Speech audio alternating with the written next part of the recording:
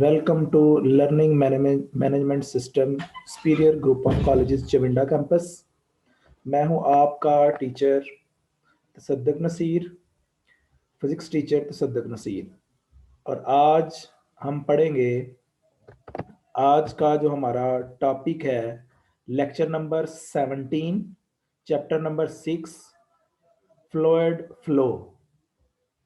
सबसे पहले what is fluid flow, ये हमें पता होना चाहिए कि फ्लूइड क्या होता है। तो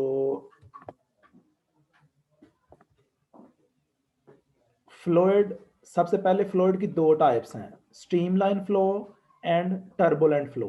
इन दोनों को हम अलग अलग डिफाइन कर लेते हैं।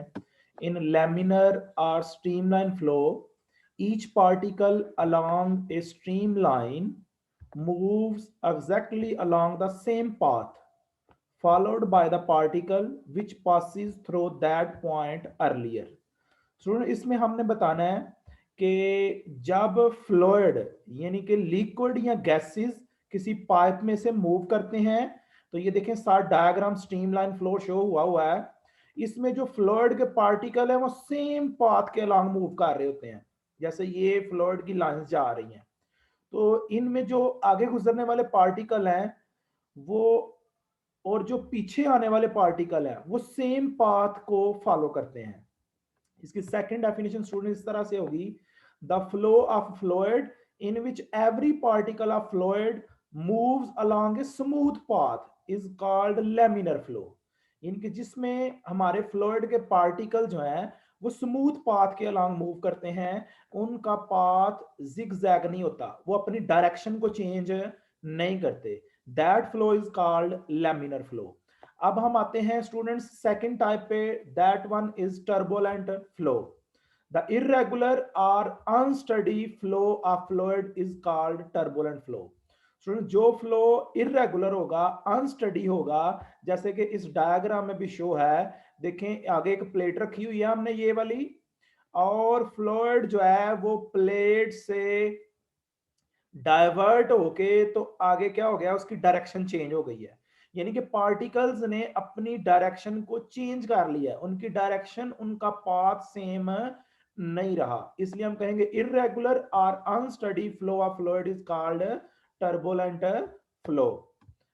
अब इसके बाद नीचे यहां पे हम बताने लगे हैं कि लैमिनर से टर्बुलेंट फ्लो कब बनता है, जब फ्लूइड की स्पीड बहुत ज्यादा एक्सीड कर जाए। when the speed of flowing fluid exceeds a certain critical value, the flow becomes irregular and complex and it changes continuously with time।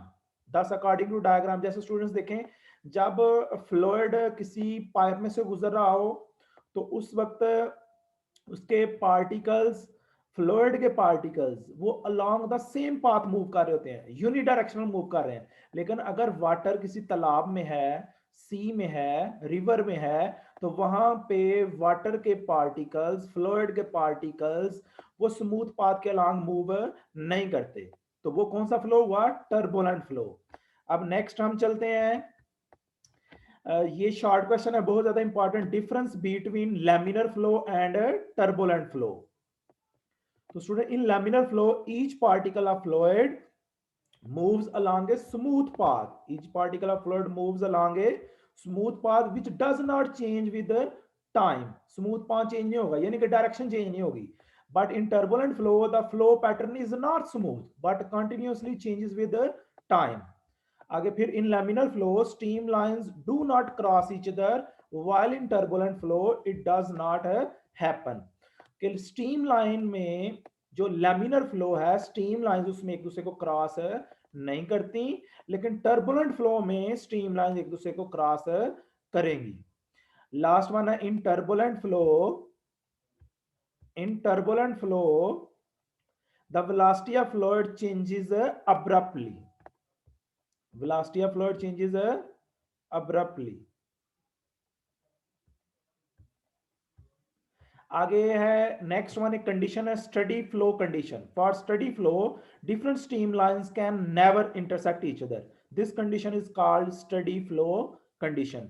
अब नेक्स्ट जो स्लाइड है उस पे अगर स्टूडेंट्स हम देखें तो एक आइडियल फ्लूइड की प्रॉपर्टीज को एक्सप्लेन किया गया है कि आइडियल फ्लूइड क्या होता है. A fluid which satisfied the following condition is called an ideal fluid. The fluid is non-viscous. Non-viscous का मतलब है there is no internal frictional force between different layers of a flowing fluid. Okay, second one characteristics है the fluid is incompressible. Its density is constant. The third one the fluid motion is study. Study का मतलब है irrotational flow. जो fourth one है irrotational flow होगा. Incompressible का मतलब है कि वॉल्यूम डिक्रीज नहीं होगा. ठीक है, वॉल्यूम ना तो इंक्रीज हो सकता है ना ही डिक्रीज हो सकता है. डेंसिटी कांस्टेंट है कि हम कहेंगे फ्लूइड क्या है, इनकम्प्रेसिबल है. नेक्स्ट वन स्टूडेंट्स, ये एक डायग्राम है जिसमें लैमिनर और टर्बुलेंट फ्लो के दरमियान एक वाजे फर्क बताया गया है. फर्स्ट वन डायग्राम की अगर बात की जाए, इसमें देखें लैमिनर फ्लो में स्ट्रीम लाइंस स्ट्रेट लाइन में मूव कर रही हैं, लेकिन टर्बुलेंट फ्लो में देखें ये जिगजैग पाथ में है और स्ट्रीम लाइंस एक दूसरे को क्रॉस कर रही हैं. ठीक है, और इनकी डायरेक्शन अब्रप्टली चेंजेस हो रही है विद टाइम, लेकिन यहाँ पे डायरेक्शन चेंज नहीं हो रही. इसी तरह ये सेकंड वाली डायग्राम है. इस केस में तो वेलोसिटी जीरो है ना सरफेस के साथ, लेकिन इस केस में वेलोसिटी चेंज होती है with the passage of time और यहाँ पे डायरेक्शन भी चेंज हो रही है. इसी तरह थर्ड वन डायग्राम में भी देखें stream lines moves along the same path, smooth path, but here turbulent flow में वो स्मूथ पाथ के अलोंग मूव नहीं करती. तो नेक्स्ट मूव करते हैं. सेकंड वन हमारा टॉपिक है जो कि बहुत ज्यादा इंपॉर्टेंट लॉन्ग क्वेश्चन है, equation of continuity. Equation of continuity क्या students? The product of cross-sectional area of pipe and the fluid speed at any point along the pipe is a constant. कह रहा कोई भी आइडियल फ्लूइड होगा उसमें area का और स्पीड का जो प्रोडक्ट होगा that is called equation of continuity. तो इसकी सेकंड वन डेफिनेशन क्या है? For an ideal fluid the volume flow पर सेकंड ऑफ फ्लूइड और simply flow rate always remains constant. यानी इस केस में उसने बताया था कि ए वी यानी एरिया ए और V speed is equal to constant. और नीचे वाली डेफिनेशन में उसने बताया है कि volume over time is equal to constant. अब स्टूडेंट्स हम आते हैं अपनी एक्सप्लेनेशन की तरफ. तो एक्सप्लेनेशन में देखें, consider a fluid flowing through a non uniform pipe. The particle in the fluid move along the streamlines in a steady state flow as shown in figure. तो देखें इक्वेशन ऑफ कंटिन्यूटी की diagram साथ में है. इसमें देखें एक lower and है और एक अपर एंड है. और देखें लोअर एंड पे क्या है कि हमारे पास क्रॉस सेक्शनल एरिया कम है, लेकिन अपर एंड पे क्रॉस सेक्शनल एरिया इंक्रीज हो गया. लोअर एंड पे एरिया A1 है, अपर एंड पे एरिया A2 है. लोअर एंड पे स्पीड V1 है और डिस्टेंस जो moved by the flow delta x1 है. अपर एंड की बात की जाए तो distance move by the flow क्या है? Delta x2. स्पीड क्या है? V2. एरिया क्या है? A2. तो यही चीज हमने यहाँ पे बताई है. At lower end of pipe let area of cross section of pipe A1, distance move by fluid in time delta t delta x1, velocity of fluid V1, density of fluid ρ1, volume of fluid contain at lower end. तो volume कितना है? V1. Mass of fluid contain at lower end. इस कह रहा है lower and में यहाँ पे जो मास कंटेन्ड है वो कितना है? Delta m1. और डेल्टा ये कैसे कैलकुलेट किया हमने? डेंसिटी के फार्मूले से. Density rho is equal to mass over volume. तो हमने डेल्टा m कैलकुलेट कर delta m1 is equal to ρ1 v1. अब नेक्स्ट बात की जाए तो हमने डेल्टा m1 को कन्वर्ट किया है. हमने बेसिकली यहाँ पे वॉल्यूम v1 की वैल्यू पुट किया स्टूडेंट्स. वॉल्यूम V1 की वैल्यू हमने एरिया और length multiply by width multiply by height. Height से यानी डेल्टा x1 क्या है? Distance covered. डेल्टा x1 किसके इक्वल है? S is equal to VT वाला फार्मूला हमने यहाँ पे लगाया. S is equal to VT V1 delta T.